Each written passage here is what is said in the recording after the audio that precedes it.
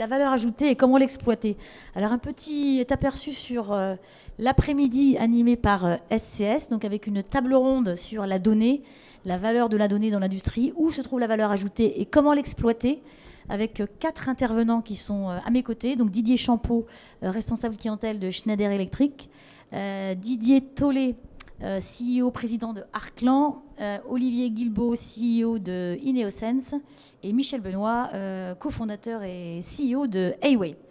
Et ensuite, à 15 h, nous aurons une conférence exposée dans le contexte du projet européen IoT for Industry, avec une introduction par Stéphanie Schoen, direction écosystème de SCS, et la participation donc de Jean-Claude Millet et Didier Briand sur les résultats de leur projet IoT for Industry. Et puis à 16 h, 3 offreurs de solutions pour l'industrie du futur qui nous présenteront les innovations, leurs dernières innovations, leurs dernières solutions pour répondre aux problématiques de l'industrie de demain.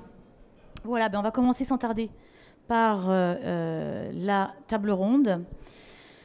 Alors, on parlait de valeur ajoutée, de données, de volume croissant de données dans l'industrie.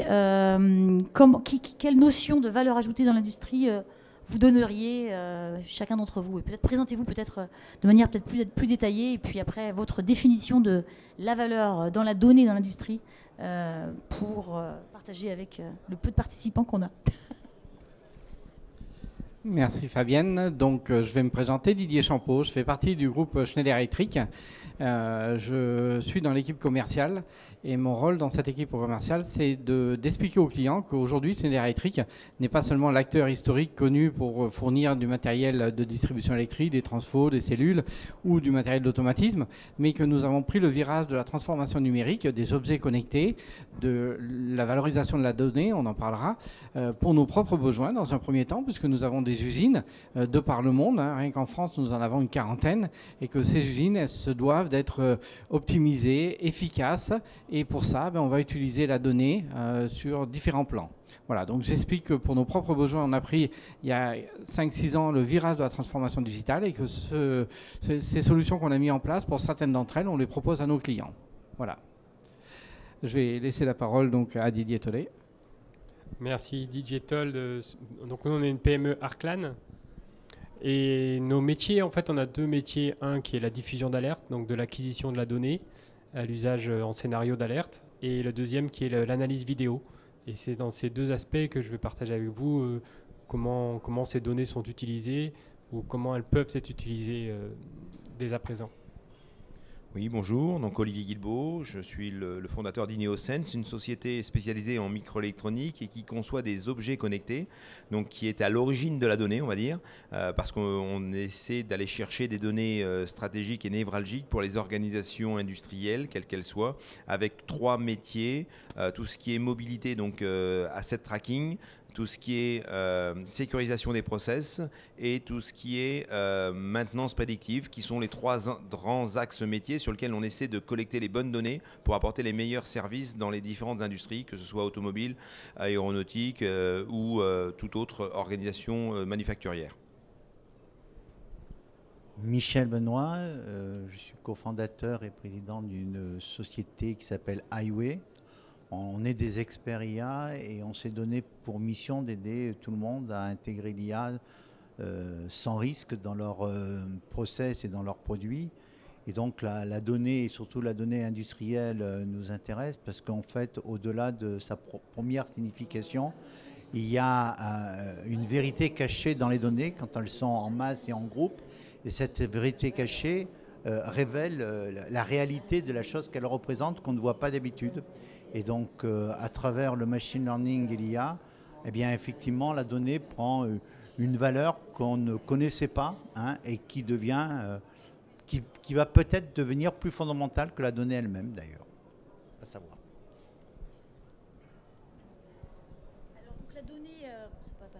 Donc la donnée, en préparant cette table ronde, vous nous disiez qu'on peut la valoriser plusieurs fois et à plusieurs endroits dans la chaîne de valeur également de l'industrie. Est-ce que qui veut prendre la parole peut-être sur la corrélation finalement de différentes données et finalement l'usage à différents endroits et à différents moments et avec différentes données de cette même donnée.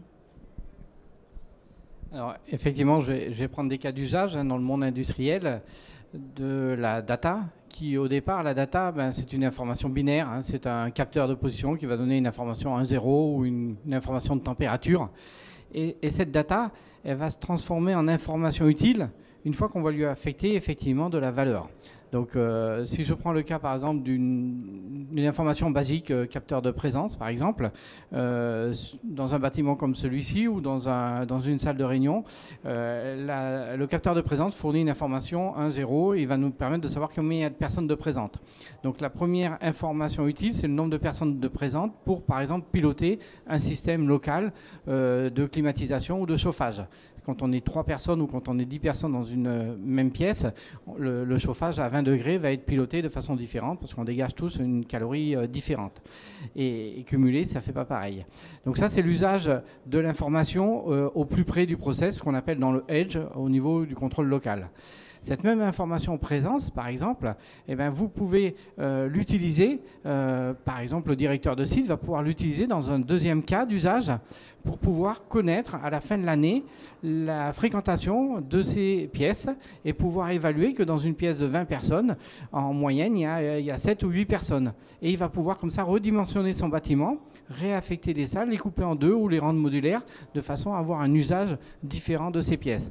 Donc voilà, ça c'est l'usage de la data à différents niveaux dans l'entreprise, que ce soit dans le bâtiment ou dans l'industrie. On va retrouver la même notion d'un usage local et dans un usage beaucoup plus informatif, hein, pour faire de la maintenance prédictive sur des process industriels, par exemple, ou de l'optimisation énergétique, en utilisant les mêmes données, hein, du process, mais par différents interlocuteurs et avec différents logiciels.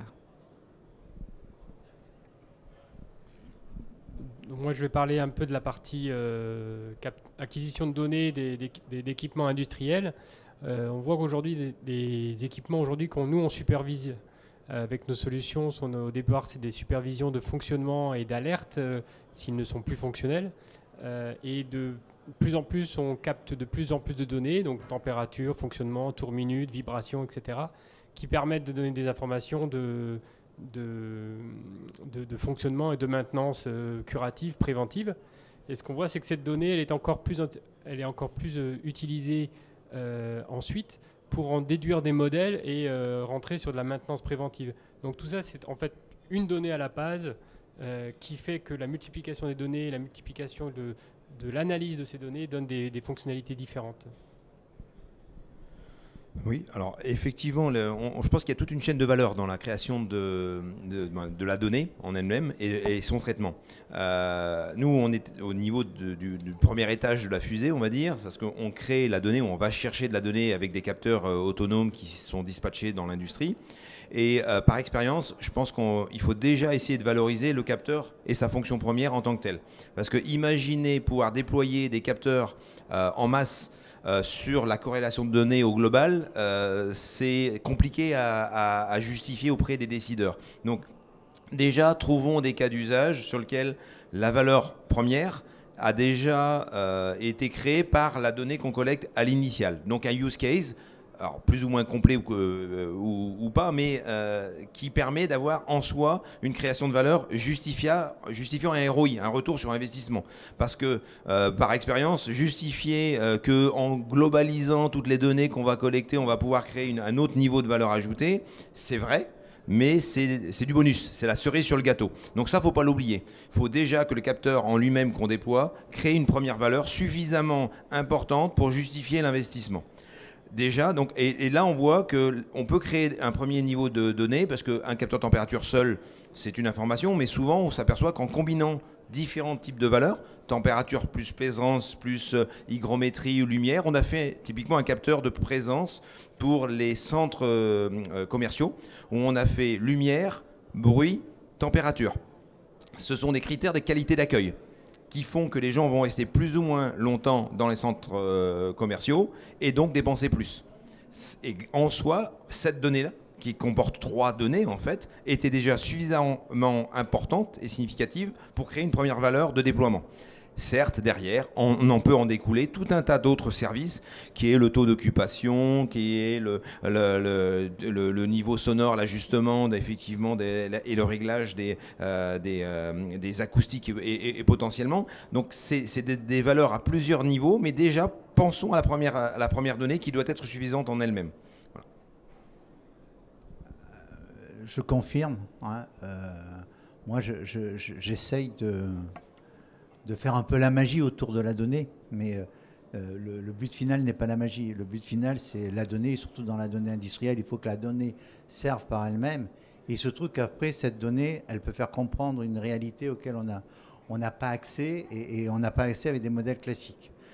Ça, c'est qu'un aspect des données, et donc je reprendrai volontiers l'expression d'Olivier. C'est souvent la cerise sur le gâteau, et généralement, quand on fait un gâteau, c'est pas pour mettre la cerise dessus. Hein. Donc, on fait d'abord le gâteau, et après, on se dit, tiens, ça serait bien de mettre la cerise. Il faut voir que aussi l'intelligence artificielle donne un autre espace dans les données. C'est-à-dire qu'il y a des données qui sont enfin, de nature humaine, et qu'aujourd'hui, on sait traiter, on sait extraire.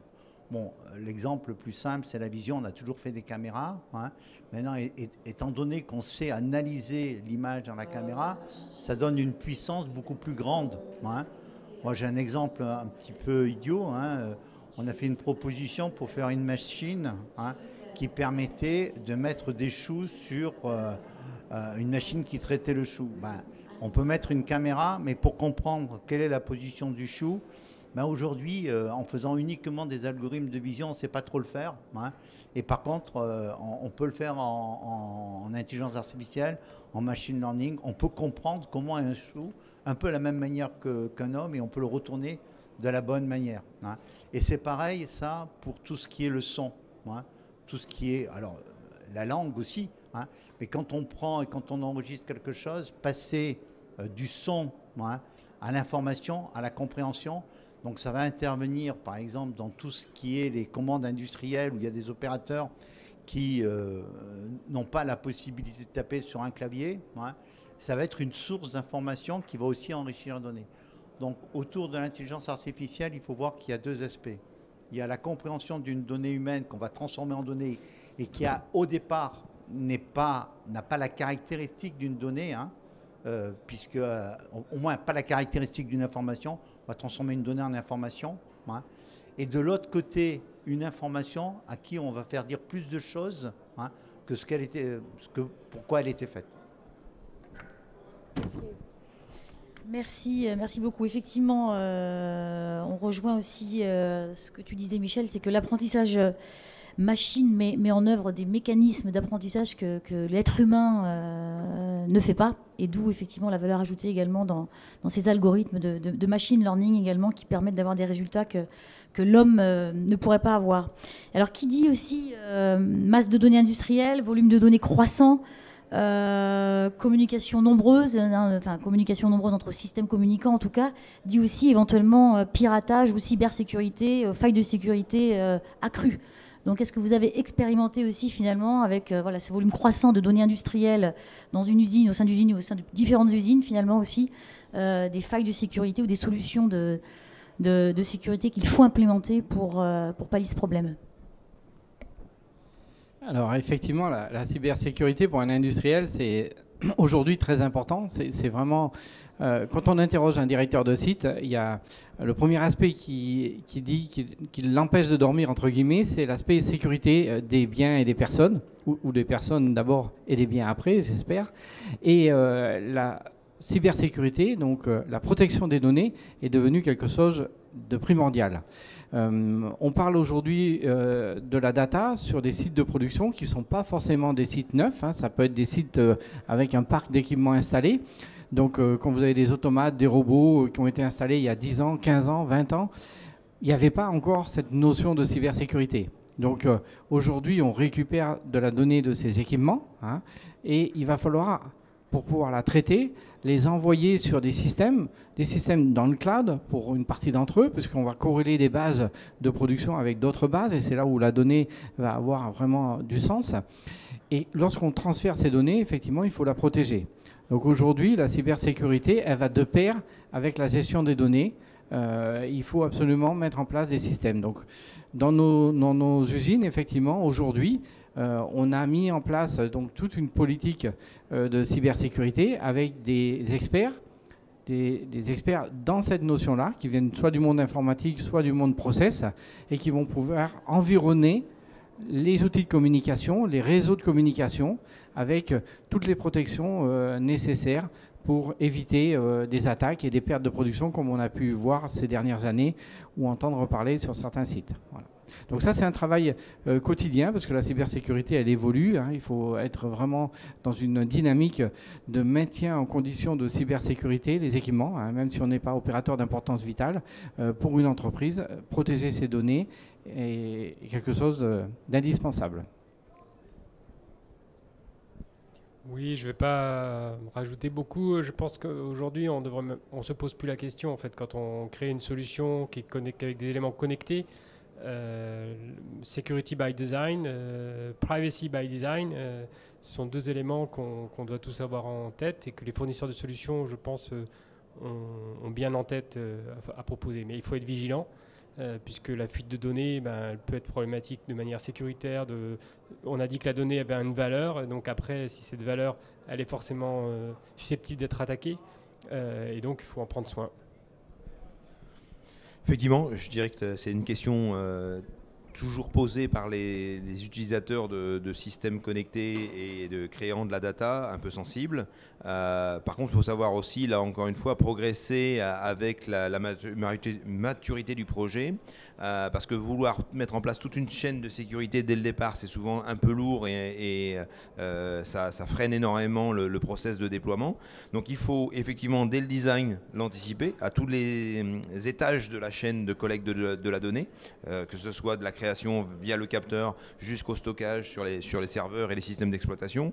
Par contre, il faut savoir monter en puissance crescendo en fonction des risques et des déploiements. On a eu beaucoup de projets qui sont mornés à cause des exigences trop importantes de sécurité qui sont très très lourds à apporter parce que c'est pas qu'au niveau de la solution communicante, c'est aussi au niveau des hommes. Les premiers risques, c'est des failles au niveau des opérateurs, des gens qui manipulent cette donnée, qui ont accès aux bases de données. Les premiers risques de cybersécurité sont au niveau des façons d'utiliser les accès et on sait que c'est là où il y a la principale faille. Donc c'est une sensibilisation, une anticipation, un design qui en prend compte et surtout avancer dans cette chaîne de sécurisation crescendo en fonction de l'ampleur des projets. C'est le retour de nos expériences. Sur la sécurité, je ne veux pas faire peur, mais on aura un monde demain où il y aura de plus en plus, on dit les algorithmes, mais ce n'est pas les algorithmes, c'est les modèles. Hein, c'est-à-dire c'est une forme d'algorithme, mais qui est la transformation de la donnée dans un modèle qui permet de faire marcher l'algorithme. Eh ben, ces modèles, ils sont assez obscurs, hein, et on arrive à les pervertir. Et quand on les pervertit, ils font des choses contraires à ce qu'il était prévu qu'on fasse. Donc c'est une source de hacking qui est très efficace et très dangereuse. Et aujourd'hui, on ne sait pas trop, c'est encore une thématique, une conjecture de la recherche, de s'apercevoir qu'un modèle a été perverti parce qu'il se ressemble beaucoup. Et ils disent, avec très peu de choses, hein, ils ne reconnaissent pas. Alors, il y a des exemples fameux hein, où voilà, on a modifié le modèle et là où on voit un chat, on voit un kangourou ou des choses comme ça, ou là où on voit un sens interdit, on voit en fait un sens obligatoire. Et ça, c'est un peu inquiétant. Donc, toujours pareil, hein, la science avance et en même temps qu'elle avance, il faut qu'elle se protège. Hein.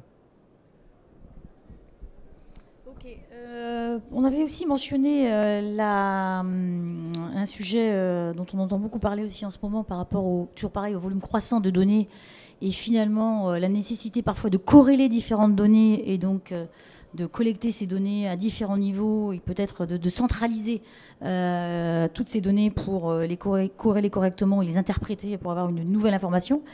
Mais il y a aussi le temps réel ou l'obligation de réaction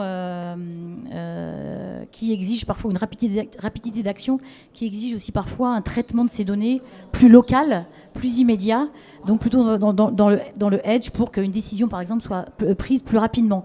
Donc quel est votre position, peut-être vous, par rapport au traitement local et au traitement dans le cloud? Est-ce que dans l'industrie, certaines applications, certains cas d'usage nécessitent d'être faits en local, au plus près des capteurs ou au plus près peut-être de la machine, et puis d'autres, au contraire, qui exigent peut-être une collecte de données très hétérogène de différents endroits, de différents capteurs, et finalement ne peut être fait ailleurs que de manière centralisée, mais du coup loin de la machine.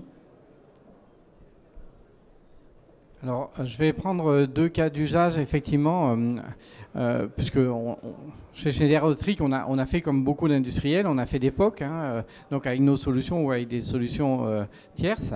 Et par exemple, on a testé des solutions de réalité augmentée. Aujourd'hui, c'est des solutions qui sont matures. Nos techniciens d'intervention, de maintenance, de conducteurs de ligne ont des tablettes comme celle-ci et vont sur les lignes et peuvent bénéficier de la réalité augmentée. Qu'est-ce que c'est que la réalité augmentée? C'est une photo de la machine, une photo réelle sur laquelle il y a des points d'intérêt, donc des données de la machine qui viennent s'afficher en incrustation sur les photos. Et évidemment, il faut des temps de réaction très courts. Donc au départ, les données qu'on utilisait, c'était des données qui étaient sur des espaces de stockage dans le cloud, et on s'est rendu compte que rapidement, c'était inutilisable par des opérateurs de maintenance. Pourquoi? Parce qu'il y avait un temps de latence entre le moment où je prenais la photo et puis le moment où j'avais les données en dynamique présents. Et ça, pour un opérateur, il n'y a rien de plus pénalisant. Il va appuyer 2 fois sur le bouton, il va passer une commande alors qu'il ne devrait pas, ou changer de page, etc. Donc à un moment donné, effectivement, ce temps de latence est devenu perturbant. Donc il a fallu repositionner la donnée sur des systèmes locaux, on appelle ça des smart bunkers, c'est des petits data centers au plus près, donc dans l'usine, au plus près, pour pouvoir éviter ce temps de latence entre le cloud, là où c'est nécessaire d'avoir cette donnée pour corréler, comme disait Fabienne, des bases différentes, mais également avec un usage sur le terrain qui est permanent. Donc aujourd'hui, lorsqu'on implémente des solutions de réalité augmentée chez les clients, on se pose cette question, effectivement, de l'architecture réseau, où sont stockées les données pour pouvoir bénéficier d'une communication fluide et un affichage dynamique de ces mêmes données sur le terrain. Voilà. Oui, merci. Je vais revenir juste 2 secondes sur la partie sécuritaire, cybersécurité qu'on a mentionné tout à l'heure. Et quand je disais que tout le monde doit être conscient de la sécurité, c'est important, mais c'est aussi important de se poser quel est le maillon faible. On sait que l'humain est un maillon faible et on sait que ce n'est pas la peine de sécuriser au-delà d'un seuil qui n'atteindra jamais, puisque le maillon faible sera dépassé bien avant. Pourquoi je dis ça? Parce que souvent, quand on se pose la question sur la sécurité, on se dit est-ce qu'on fait décoller une fusée? Voilà, on ne fait pas décoller une fusée. Ça dépend dans quel domaine on exploite et on va opérer. Pourquoi je dis ça également? C'est par rapport à le positionnement Edge ou Cloud. Alors nous, on est plus dans la partie sécurité et surveillance des équipements. Donc on a une philosophie qui est plus orientée Edge. C'est-à-dire qu'on prend la décision localement, autant que possible, et on permet de travailler en mode non connecté si possible, avec un mode dégradé si nécessaire. Donc on a un positionnement Edge. Et ensuite, on a une communication cloud pour ramener des données pour que l'industriel puisse faire de l'agrégation, etc. Mais c'est vrai que nous, notre position, il est plus dans ce côté-là, et d'avoir une offre proportionnée, c'est-à-dire ça vient aussi avec la sécurité, c'est-à-dire qu'on n'a pas besoin de divulguer des données au cloud qui n'ont pas d'utilité d'agrégation, qui ont une utilité locale, et en quel cas elles sont utilisées localement par le edge computing ou le data bank, smart bunker. Ouais, bon, je pense que je vais dire à peu près la même chose, mais je dirais qu'effectivement, il y a 2 niveaux de valorisation, il y a 2 niveaux de traitement. Le premier niveau de valorisation, c'est la valorisation au niveau du métier, et pour laquelle on a déployé une infrastructure de collecte de données.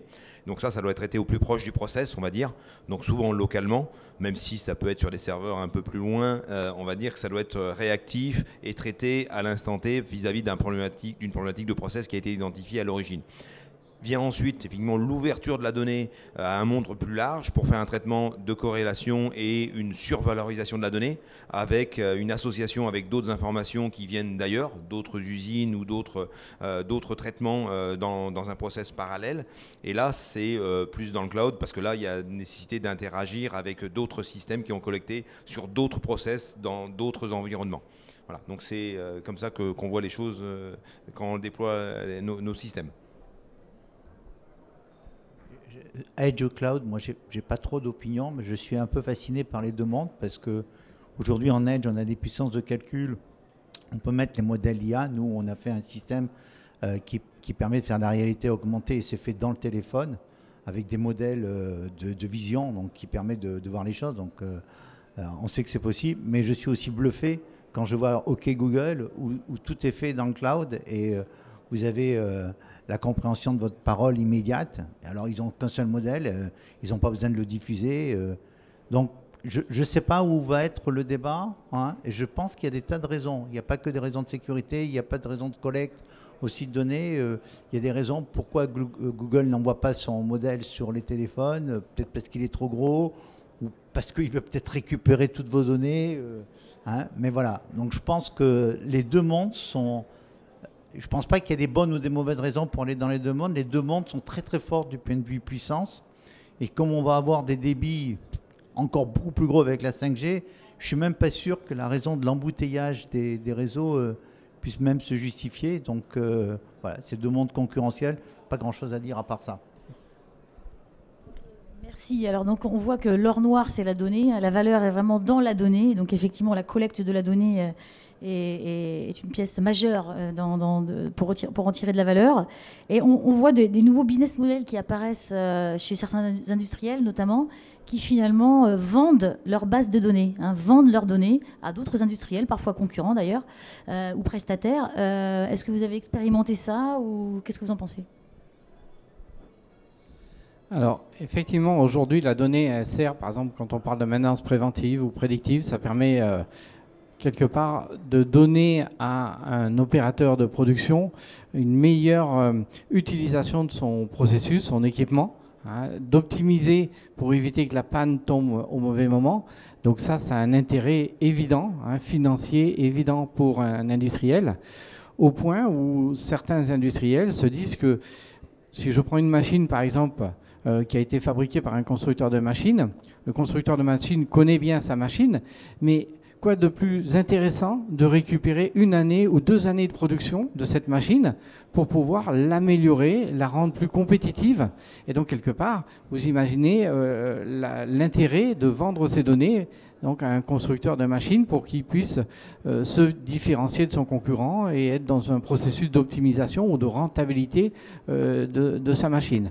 Donc, on commence effectivement à avoir des industriels qui réfléchissent à ces nouveaux business models, hein, de revendre les données, hein, à des fournisseurs qui ont vendu leurs machines à ce même industriel, par exemple. Donc, pour l'instant, Schneider n'est pas rentré dans ce schéma-là, donc pas à ma connaissance. Mais effectivement, il faut imaginer qu'on a des téraoctets de données pour notre usage personnel et ça peut servir également à nos partenaires, à nos fournisseurs. Moi, j'attends avec impatience que Renault me paye pour utiliser leur voiture et leur donner des informations sur la conduite autonome. Non, mais plus sérieusement, c'est vrai. C'est-à-dire qu'à partir du moment où on part sur la donnée, il y en a de plus en plus. Donc déjà, le premier point, c'est qu'il faut la créer. On en a parlé au début. Et ensuite, il faut l'analyser. Donc après, si vous êtes une industrie où vous passez du temps à l'analyser, c'est à vous de valoriser, savoir est-ce que c'est vraiment un métier très cœur à vous, que vous voulez garder, ou que c'est un métier que vous pouvez faire partager à d'autres et du coup vendre ce savoir-faire et que d'autres industriels n'aient pas à faire ce travail à nouveau et partager ce coût en fait. Oui, alors moi j'ai eu plutôt des réticences dans ce domaine-là. Je pense que c'est encore plutôt conceptuel comme approche, même si le bien fondé, je l'entends et je le comprends. Par expérience, on a plutôt une volonté de fermer le jeu et même nous qui sommes collecteurs de données, on veut avoir accès aux bases de données pour justement avoir cette notion d'amélioration de service. Et ils nous disent non, c'est nos données, pas touche. Donc on a une période de 6 mois sur laquelle on a le droit d'avoir des services de maintenance pour contrôler que tout se passe bien. Mais derrière, en général, ils ne veulent absolument pas qu'on sache ce qui se passe parce qu'on est au cœur des process. Donc moi, je peux donner un temps de cycle précis de tel ou tel opérateur. Donc en gros, le donner à leurs concurrents et connaître le point faible d'une organisation. Donc ces données-là d'organisation d'un process ou d'un industriel, c'est tellement sensible que l'ouvrir, faudrait complètement l'anonymiser. Et ça devient enlever sa valeur, quasiment, parce qu'on la décorrèle du process. Donc moi, j'ai plutôt vu des réticences dans ce domaine-là. Je vois des systèmes d'open data, ce qu'on appelle l'open data, plutôt dans les collectivités, dans la smart city, parce qu'il y a une dimension d'usager, grand public. Mais sur les organisations industrielles, pour l'instant, c'est plutôt on ferme à double tour. Mais je suis peut-être... pas au contact des bonnes personnes. Alors, effectivement, tout dépend de quelles données on parle. La donnée process, elle va rester effectivement chez l'industriel, c'est sa valeur ajoutée. Par contre, des données machines comme une presse, comme une machine, un groupe froid, des choses comme ça, qui sont complètement anonymes, effectivement, peuvent intéresser le fournisseur. Certainement. Nous, on est dans le process. Donc, cette histoire sur la donnée, ça risque de modifier un peu les différents acteurs. Peut-être pas de manière très intelligente, parce que, en fait, ce qui est important de la donnée, c'est de la mettre en masse pour essayer de la généraliser, pour trouver son sens. Et il va peut-être avoir des freins, parce que les gens se suspectent. Bon, vous donner un exemple, il y a plein de gens qui ne veulent pas aller chez AWS ou Google, parce qu'ils sont persuadés qu'AWS, Google leur pique leurs données, hein, sachant que, comme c'est du cloud, ils ont sûrement des contrats juridiques où ils ne peuvent pas utiliser la donnée et qu'il y a quand même une protection, surtout que souvent, on peut l'avoir en Europe et on est sur la loi européenne, ils n'ont pas le droit d'avoir l'accès à la donnée. Donc toutes ces méfiances et toute cette vénalité autour de cet or noir, hein, risquent d'entraver un petit peu les progrès qu'on doit faire. Hein. Alors moi, je connais bien un domaine de la donnée qui est celui de la grande distribution, hein, où dans la grande distribution a la donnée, puisque c'est elle qui fait les ventes et ainsi de suite. Mais cette donnée, elle n'a de sens que si elle l'agrège avec le genre, ses concurrents, les gens de la grande distribution. Donc, ils ont trouvé un arbitre, hein, et donc ils donnent les données à cet arbitre-là. Hein, et comme ils ont donné la donnée et qu'ils ne savent pas la traiter eux, ils récupèrent de cet arbitre l'interprétation de la donnée, et ils savent si leurs concurrents sont meilleurs sur tel et tel secteur. Et l'arbitre, en fait, fait payer le maillon le plus faible et qui est logiquement le plus productif du système, qui sont les gens qui font les produits. Eux les achètent, les données, pour savoir quelles sont leurs parts de marché. Hein. Donc on voit que c'est un monde très injuste. Les gens qui avaient vraiment de la valeur... On a pris un arbitre parce qu'il fallait bien un arbitre, parce que sans quoi ça ne servait à rien. Et quand on veut jouer au rugby sans arbitre, je ne sais pas si vous avez essayé, ça ne marche pas très bien. Hein. Eh bien, c'est pareil. Hein. Là, dans ce monde du marketing où il y a des tas d'argent en jeu, où il y a des tas de données en jeu, où la donnée elle a une valeur incroyable, parce que le marketing, c'est que ça. Hein.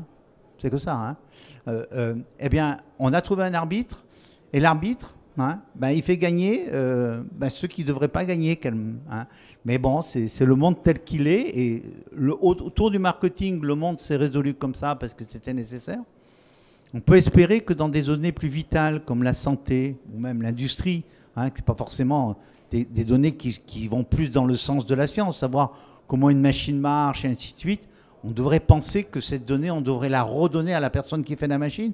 Mais vous voyez, il y a des industriels qui pensent qu'ils peuvent tirer de l'argent de ça. Hein, et plutôt que de faire progresser la personne qui va leur fournir la machine, qui va leur servir à eux, ils commencent à leur vendre la donnée. Donc c'est un peu curieux tout ce monde-là. Ben bon, c'est notre monde à nous, hein, et ce monde, des fois, il va aller contre le progrès scientifique, contre le progrès général, parce que, bon, on est dans un monde capitaliste, et donc forcément, on est dans un monde qui est un peu vénal. Et on est à la frontière aussi des nouveaux systèmes business model de l'usage. C'est-à-dire qu'aujourd'hui, il y a beaucoup d'industriels qui n'achètent pas un bien, mais qui achètent l'usage. Par exemple, Air Liquide vend un volume d'air, ou Safran ne vend plus des pneus, par exemple, à Airbus, mais il vend l'usage que va faire Airbus de son pneu. Donc ils mettent des capteurs, ils mettent un certain nombre d'informations utiles pour savoir combien il y a eu d'atterrissage, quel type d'atterrissage il y a eu, et derrière ces données vont permettre d'établir une relation commerciale avec Airbus, en disant, ben voilà, on ne vous vend pas des trains de pneus, mais on vous vend l'usage que vous faites de notre produit. Alors, est-ce un bien, est-ce un mal? Je ne sais pas, mais c'est une réalité aujourd'hui industrielle.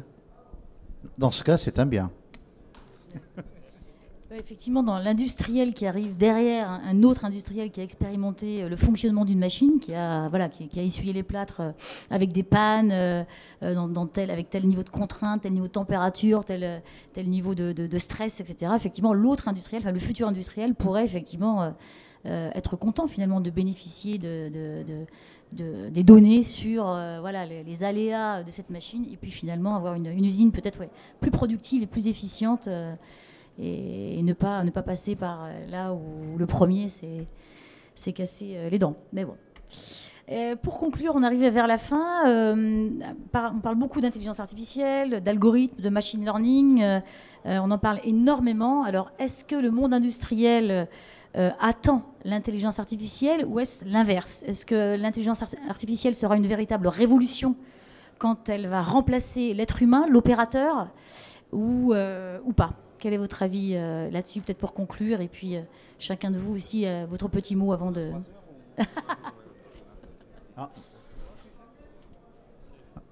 Moi, je dirais un seul mot. Aujourd'hui, on parle d'intelligence artificielle. On devrait dire merci les GAFA. Parce qu'en fait, on parle d'intelligence artificielle parce que les GAFA ont montré qu'ils devenaient les maîtres du monde, en particulier avec cet outil. Et je crois que c'est pareil dans tous les domaines. C'est-à-dire que quand les gens vont montrer qu'ils ont un avantage concurrentiel, et ils ont gagné quelque chose, donc les gens vont suivre. Et alors, naturellement, il y a toujours des pionniers. Peut-être que c'est ceux qui vont essuyer les plâtres. Mais je crois que c'est ça, c'est par l'exemple, c'est par l'opérationnalité que ça sera. Et moi, j'ai un message à passer, un peu commercial, un peu publicitaire. C'est qu'en fait, les GAFA ont de l'intelligence artificielle très forte, mais ils ont des usages globalisés. Les usages spécifiques, ça ne les intéresse pas.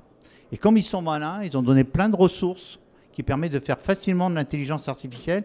Et quand ils sont malins, ils ont développé le cloud pour avoir des temps machines qui ne sont pas trop chers, qui permettent de faire de l'intelligence artificielle. Et donc, ils vont récupérer en fait toutes ces technologies au niveau spécifique qu'ils ne vont pas déployer eux, en vendant du temps machine. Donc, ils sont malins, mais ils sont malins aussi, ils vont vers le progrès. Parce qu'aujourd'hui, faire de l'intelligence artificielle pour tout le monde, ça peut être assez sans risque. C'est peut-être même beaucoup moins risqué que la numérisation et que l'informatique. Donc, ça peut paraître curieux parce que ça paraît plus aventureux, plus du niveau de la recherche. Mais fondamentalement, c'est ma conviction, l'intelligence artificielle, c'est un mode de développement différent qui peut-être peut déstabilisant pour les gens, mais qui est sans risque. Donc, on peut aussi l'introduire chez plein d'acteurs. Nous, on a des acteurs petits sur lesquels on fait de l'intelligence artificielle. Et donc, chez plein d'acteurs, ça peut être un élément différenciant. Et je crois que les promoteurs sont capables de tirer un véritable avantage concurrentiel. Il ne faut pas forcément attendre les grands, mais partout, on va avoir des gens qui vont avoir... qui vont être exemplaires et qui vont donner envie aux autres de le faire. Et moi, ce que j'encourage, c'est de le faire, alors naturellement de le faire avec nous, mais le message, même si vous le faites sans nous, c'est que c'est pas tant risqué que ça. Et aujourd'hui, il y a toutes les ressources pour faire. C'est bien plus magique que l'informatique. Parce que l'informatique, aujourd'hui, quand vous voulez un bon produit, généralement, vous n'allez pas vers un produit open source. Parce que vous dites, il y a un truc qui est mieux, je ne vais pas prendre OpenOffice, je vais prendre Windows Office, parce que c'est beaucoup mieux. Dans l'intelligence artificielle, c'est tout le contraire. Si vous voulez faire des bons algorithmes, il faut prendre TensorFlow, c'est gratuit, c'est fait par Google. Donc, c'est donné. La seule chose que vous avez besoin, c'est de l'utiliser bien, mais les ressources sont là, et le processus peut être un peu sans risque. Donc, moi, j'y crois. Oui, je pense qu'on ne va pas passer outre l'IA. Je pense que dans un premier temps, l'IA doit être au service de l'humain et non pas l'inverse. C'est-à-dire que ça ne doit pas suppléer l'humain.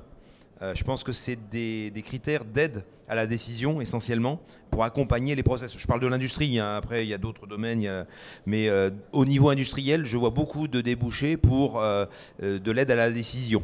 Mais la décision in fine revient encore à l'humain. et on n'aura pas une chaîne de décision intégralement prise par l'IA jusqu'à l'actionneur qui va activer quelque chose dans le process. Ça, j'y crois pas tout de suite, et je pense que la décision multifactorielle qu'un humain est capable de prendre restera encore aux manettes pour un certain temps. Terminator, c'est pas pour tout de suite, quoi. Oui, bah, je vais profiter du message de Michel sur les GAFA.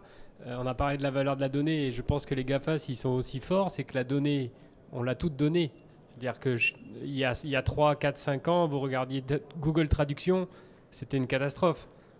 Aujourd'hui, c'est meilleur que mon français. Enfin, mon français n'est pas excellent. Mais ils ont fait des progrès énormes grâce à nous, grâce à des centaines de millions de gens qui ont donné leurs données, qui ont donné leurs compétences et qui ont participé à ces moteurs. Donc ça revient un peu sur la valeur de la donnée. Qu'au niveau de l'industrie, on utilise la donnée, on la redonne, peut-être à un fabricant de matériel, peut-être à un usage, etc.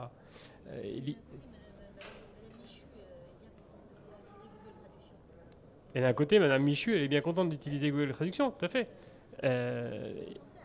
Tout le monde s'en sert. C'est un bien commun. La question, enfin, ok. Après, je pense que si le bien commun n'était pas sur 1 ou 2 personnes, mais sur 5, 10, 50 entreprises, ce serait plus large. C'est-à-dire qu'aujourd'hui, si tu veux faire l'IA, en effet, tu es quand même bien emmené sur le Google, le moteur Google, quoi. Mais bon, ça c'est un autre débat. Je reviens sur la donnée, sur l'IA. Nous aujourd'hui l'IA, on la voit de 2 manières. Un, ce qu'on a dit, c'est-à-dire que la donnée, on en capte de plus en plus, et grâce à ça, on peut faire de l'analyse, on peut nourrir des moteurs IA qui nous permettent de faire des décisions plus intelligentes, plus efficaces. Et de l'autre côté, notamment nous dans le domaine de la vidéo, de l'analyse vidéo, on va utiliser ces images qui grâce à l'IA visuelle, va permettre de donner de nouvelles données en fait. Grâce à ça, on a des meilleurs taux de détection de véhicules, de catégories de véhicules, etc., qui nous donnent plus de données en fait, à utiliser pour améliorer nos process. Merci. Donc, déjà, moi, je vais commencer par l'IA, intelligence artificielle, mais il n'y a rien d'artificiel hein, quand on parle de ce processus-là. La donnée, elle est fournie par des capteurs, c'est du physique, hein, c'est quelque chose de concret.